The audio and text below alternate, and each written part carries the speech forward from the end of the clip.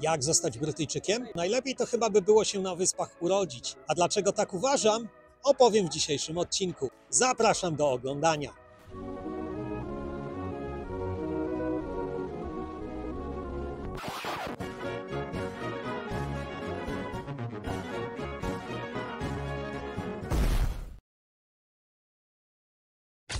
Witam serdecznie, ja mam na imię Tomek, a to jest mój kanał Wsypy Brytyjskie.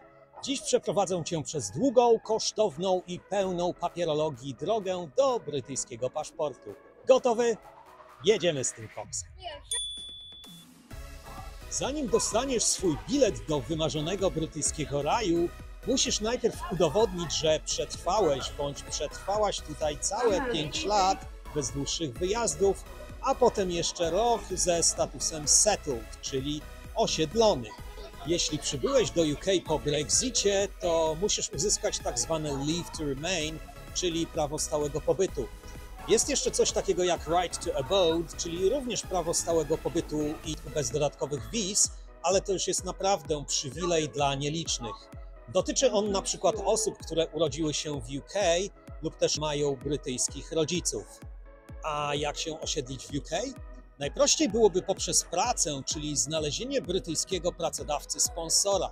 I tutaj dobra wiadomość, gdyż niedawno brytyjski premier Keir Starmer ogłosił bardzo ambitny plan rozwoju gospodarki UK, który zakładałby właśnie osiedlanie obywateli z Unii Europejskiej. Natomiast jeśli nie masz ochoty na etat, istnieje też druga opcja, czyli znalezienie brytyjskiego współmałżonka. Plus tej sytuacji jest taki, że Twój czas oczekiwania na leave to remain automatycznie skraca się z 5 lat do 3. Minusem natomiast to, że umówmy się, ale Brytyjczycy są raczej bardzo powściągliwi w uczuciach. Niemniej jednak życzę powodzenia. A ile kosztuje ta cała co najmniej 3 lub 5-letnia operacja? Wszystkie ceny podam w funtach, a dla orientacji 1 funt to tak zaokrąglając 5 zł. Wiza pracownicza to od 610 do 1408 funtów rocznie w zależności od rodzaju. Do tego jest NHS Surcharge, czyli opłata za dostęp do służby zdrowia, kolejne 624 funty rocznie oraz wniosek o przyznanie statusu osiedleńca, czy też jak kto woli settled, jedyne 2400 funtów. Czy Twoim zdaniem Brexit słusznie utrudnił imigrację do UK? Czy też Brytyjczycy zwyczajnie przesadzili z zamykaniem granic? Daj mi znać w komentarzach. Po odbębnieniu 4 bądź też 6 lat oraz mając status osiedleńca w kieszeni, czas na kolejny krok, czyli egzamin z wiedzy o kraju, zwany też potocznie jako Life in the UK. Aby się do niego przygotować, możesz zaopatrzyć się w książkę o tym samym tytule. A co znajdziesz w tej książce? Wszystko. Absolutnie wszystko. Dowiesz się z niej m.in. kim był niejaki John Constable i tu mała podpowiedź, że nie był on policjantem. Dowiesz się również, kim są patronowie poszczególnych krajów w UK oraz kto jest najsłynniejszym paralimpijczykiem z Irlandii Północnej. No bo jak wiadomo, ta wiedza jest absolutnie niezbędna dla przyszłego Brytyjczyka. Jeśli chodzi o sam test Life in the UK, to jest to zestaw 24 pytań, wielokrotnego wyboru. Czas na rozwiązanie to 45 minut, czyli wystarczająco dużo, aby przemyśleć swoje życiowe decyzje. Tematyka pytań to w telegraficznym skrócie połączenie historii, geografii, a także wiedzy o społeczeństwie, choć skoro w książce było i o paraolimpijczykach, możesz się też spodziewać pytań z WF-u. Próg zaliczeniowy to 75% bądź też 18 prawidłowych odpowiedzi. Proste? Proste. Za egzamin zapłacisz zaledwie 50 funtów, do tego kilkanaście funtów za książkę Life in the UK, choć ja polecam również ściągnąć bezpłatną apkę o tym samym tytule, na której oprócz treści, którą znajdziesz w książce, znajdziesz również mnóstwo przykładowych testów wraz z odpowiedziami, które na pewno pomogą Ci się lepiej przygotować do samego testu. Jak uważasz, czy Life in the UK to przydatny egzamin, czy tylko zbędna formalność? Napisz w komentarzach, chętnie poznam Twoją opinię. Kolejny etap to test z języka angielskiego, bo umówmy się, Brytyjczycy chcą, aby nowi obywatele umieli powiedzieć coś więcej niż tylko hello, how are you, mate? Jakie są wymagania? Musisz zdać test na poziomie językowym B1, czyli mówienie i słuchanie, a egzaminy odbywają się w zatwierdzonych centrach językowych w UK.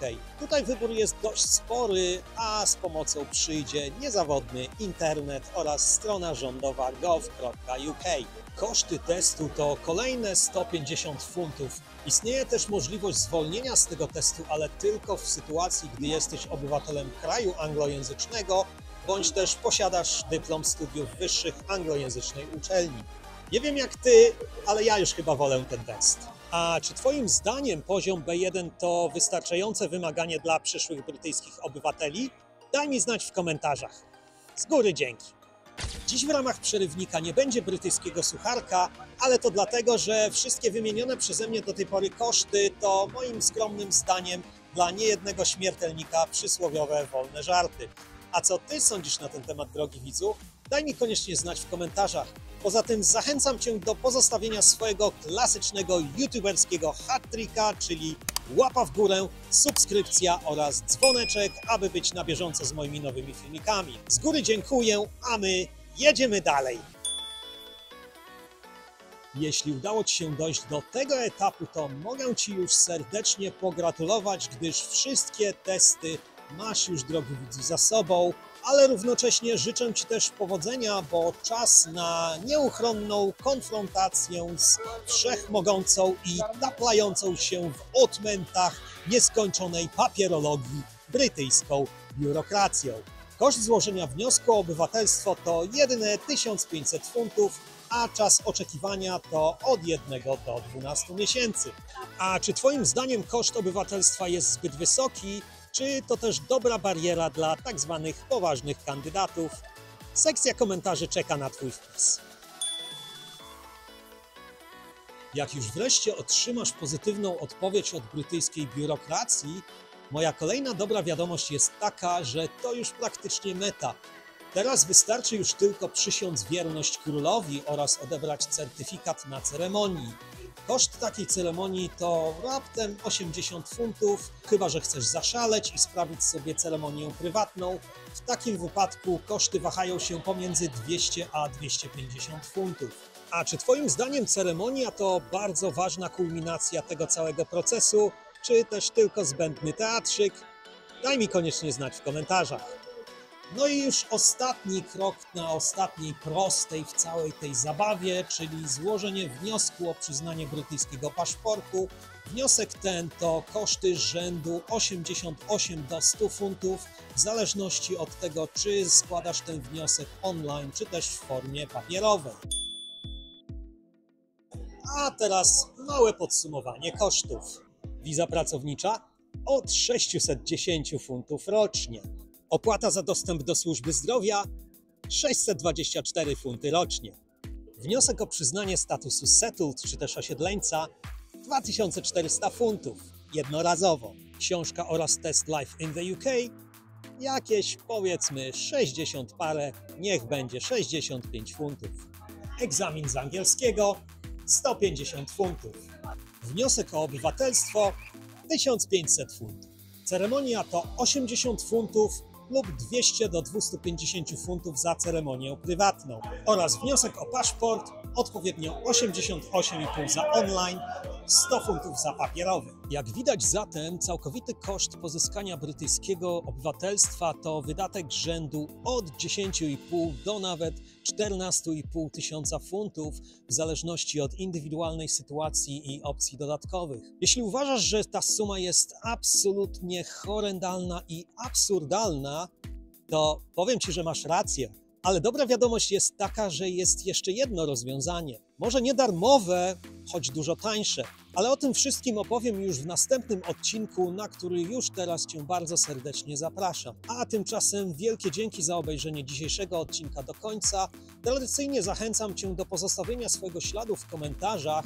Zostaw mi również swojego klasycznego youtuberskiego hat-tricka, czyli łapa w górę, subskrypcja, jeśli jesteś tu po raz pierwszy, oraz dzwoneczek, aby nie przegapić moich nowych produkcji na kanale. Tymczasem pozdrawiam cię serdecznie, życzę wszystkiego dobrego i do zobaczenia wkrótce. Bye bye!